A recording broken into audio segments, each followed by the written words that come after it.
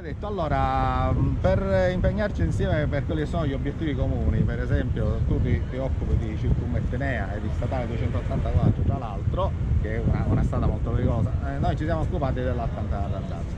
E come possiamo unire questi nostri sforzi per ottenere il risultato per una mobilità, non soltanto la mobilità dei grandi trasporti, quindi Stretto di Messina, Ponte sullo Stretto, ma noi pensiamo anche a quella locale. Come vedi tu la mobilità locale e la possibilità di implementare quelle che sono le ferrovie, tra virgolette, secondarie, che secondarie non sono? Io penso questo, che finalmente c'è una forte attenzione a quella che è la tematica della mobilità, e questa attenzione non è più un'attenzione che viene direttamente dall'alto, anzi spesse volte nel passato non c'è mai stata o è stata assolutamente modesta, ma viene direttamente dal basso, per cui incontrare qui a Messina o incontrarci in una comunità civica le varie anime che difendono le varie infrastrutture in Sicilia mi porta a dire a dire ai miei figli appena rientro: non sono solo, non siamo soli, ed effettivamente non siamo soli anche nella architettura di una mobilità. Incontrare chi si occupa dell'Etna, quindi della mobilità sull'Etna, incontrare chi si occupa del ponte, incontrare chi si occupa anche della Valle d'Alcantara, se pensiamo un attimo tutti insieme ci stiamo incontrando alla fine come rappresentando quelle che sono le necessità dei territori, e queste necessità che abbiamo detto più di una volta, perché l'abbiamo reiterato anche all'attenzione oltre che dei media anche all'attenzione della politica. Questa necessità la ritroviamo nel legare certamente la mobilità circolare che esiste che esisterà sotto forma di alta velocità anche nel periplo dell'Etna, perfettamente innestata con quella che deve essere la mobilità ferroviaria nella Valle dell'Alcantara. Cioè l'idea che chi arriva a Taormina non sosta solo a Taormina, ma ha la possibilità con un trenino o con un treno di poter viaggiare in una valle meravigliosa, congiungersi direttamente alla ferrovia Circumettenea e perché no arrivare tranquillamente a Catania o all'aeroporto, diremmo ancora meglio, diventa come dire il massimo auspicio che possiamo donare come ipotesi di progettualità alle nostre aree. Ma a questo aggiungere anche la cosiddetta mobilità lenta, leggasi anche la presenza di ciclovie. Pensare che nel piano strategico abbiamo riflettuto con un gruppo di colleghi su quella che è l'area, su quelle che dovrebbero essere i percorsi cicloviari delle cosiddette autostrade cicloviarie.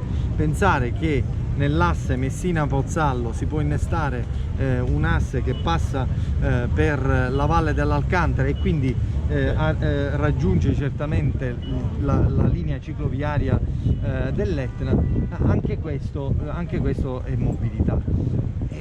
Noi le idee ce le abbiamo chiare su che cosa noi cittadini, addetti ai lavori e non addetti ai lavori, abbiamo immaginato quello che può essere un'ipotesi di sviluppo della mobilità, sia veloce, per associare alla mobilità veloce il cosiddetto sviluppo economico, ma anche la mobilità lenta per assaporare quelle che sono le bellezze che ci offre il nostro territorio. Quindi legare i grandi corridoi europei che ci aspettiamo che finalmente vengano effettivamente realizzati in Sicilia, con il ponte e quindi con un collegamento reale con quella che è la mobilità locale, perché, insomma, e quindi sfruttare bene questi sistemi per poter portare al territorio tutti i benefici possibili.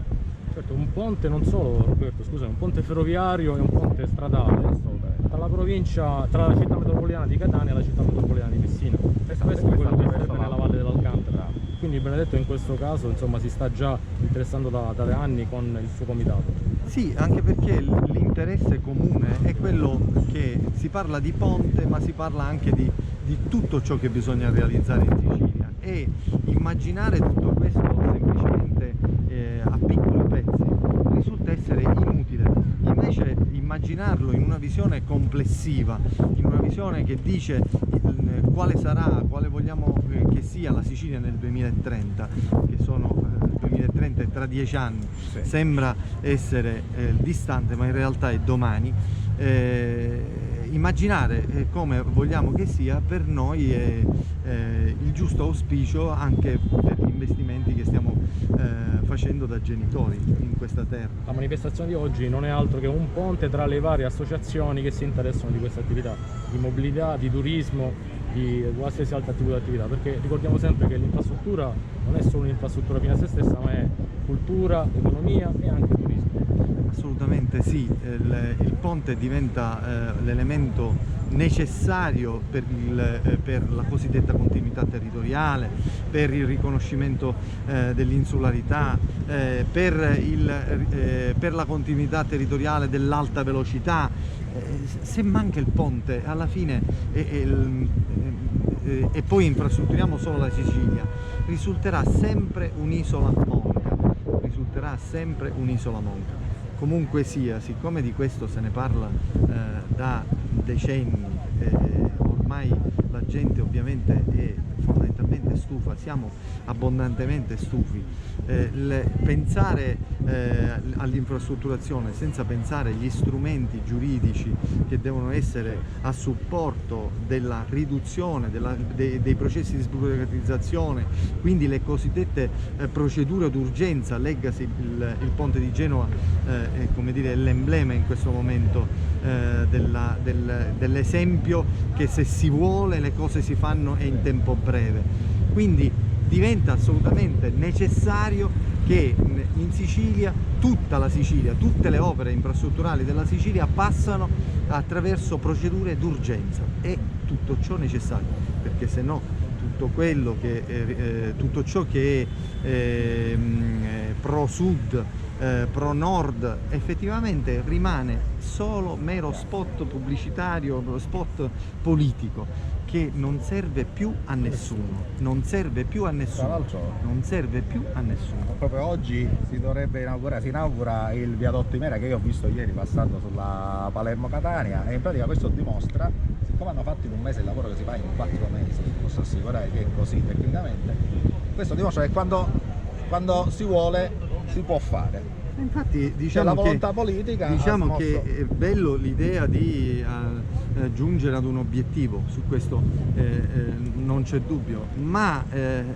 diciamo che c'è ben poco da festeggiare. Esatto. Ci sarà da festeggiare quando i nostri figli non saranno più costretti ad andare fuori, e per non essere costretti ad andare fuori, quindi i nostri cari studenti lasciare la Sicilia, significa che tu hai seminato all'interno di questa terra un tessuto infrastrutturale che ha un ritorno economico sui bilanci delle imprese, tale per cui le imprese continueranno a investire in Sicilia, daranno ulteriori opportunità occupazionali e la gente non ha più necessità di andare via. Quindi quando oggi si parla di grandi festeggiamenti, lode per il ponte Imera, ci siamo, ma per l'ultimo mese, diciamo, stiamo attenti che la Catania-Palermo come dire, è un cantiere aperto, cioè ci sono una marea di cantieri. Sulla 121 io stamattina per poter arrivare qui mi sono fatto chilometri e chilometri di fila. La 284 come dire, e ancora accadono incidenti. Bisogna attivare le procedure d'urgenza, riconoscere che in Sicilia le procedure d'urgenza devono essere la base, dopodiché parliamo di tutto il resto. Aggiungo la Caltagirone-Gela come ferrovia e aggiungo anche la Palermo-Trapani via Milo, che hanno la stessa problematica. Il paradosso della Palermo-Catania, dove hanno fatto il viadotto Imera in pochissimo tempo, nell'ultimo periodo, dopo aver messo pochissimo tempo prima, ma tutti i cantieri in cui si sta lavorando a sistemare i viadotti sono di una lentezza incredibile. Perché io ieri sono passato lì, poi ho fatto diverse code, credo 2 ore per arrivare dal viadotto Imera a Catania, cioè per fare 150 km. Purtroppo è così. Esatto. Grazie.